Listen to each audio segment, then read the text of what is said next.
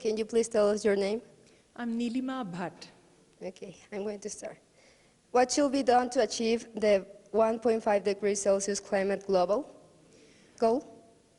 I think just everyone waking up to the reality of climate change, and we have to be the change we wish to see in the world. We have all the data, we have all the science, we have all the technology that the world has not had up until now. The only missing piece is people waking up to the urgency of the situation and making some real behavioral changes. Now, as we heard yesterday, change is the hardest thing ever. They say the only one who likes change is a wet baby. The rest of us really struggle against getting rid of old bad habits, right, which are not working for the planet. So changing ourselves is key. How do we choose new values, new lifestyle choices? What is the role of forums like the World Sustainable Development Forum for catalyzing action for achieving the Sustainable Development Goals? It's a great platform because what gets curated here are the world's leaders and experts who meet young people, change makers, grassroots leaders. This is the necessary platform where all the pieces of the puzzle can come together. And that's how we will amplify each other. What should be the role of youth in achieving goals of climate ambition and climate action?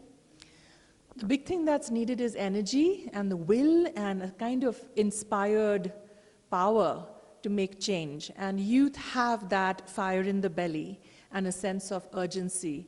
The youth today, I'm speaking of my own daughter as well, my children look at me as if we are the failed generation and we're leaving behind a planet that's not going to be around for them.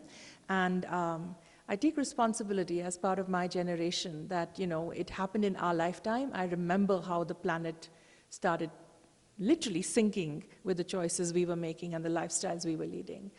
I could see it begin from the 60s and the 70s onwards, and suddenly 80s and 90s were just this lost generation effectively. So youth are going to be needed to wake up and say, not on my beat and not on my life, you're not going to take my future away from me. So that's the role of the youth, and they have the energy, they have the passion, they have the heart.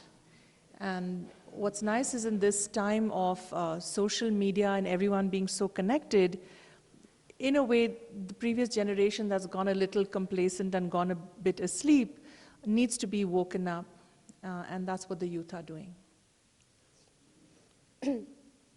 How do you like Durango? How do you like Durango? Actually, I haven't seen much of it. I just came in the day before yesterday and rushed straight into the conference in the morning.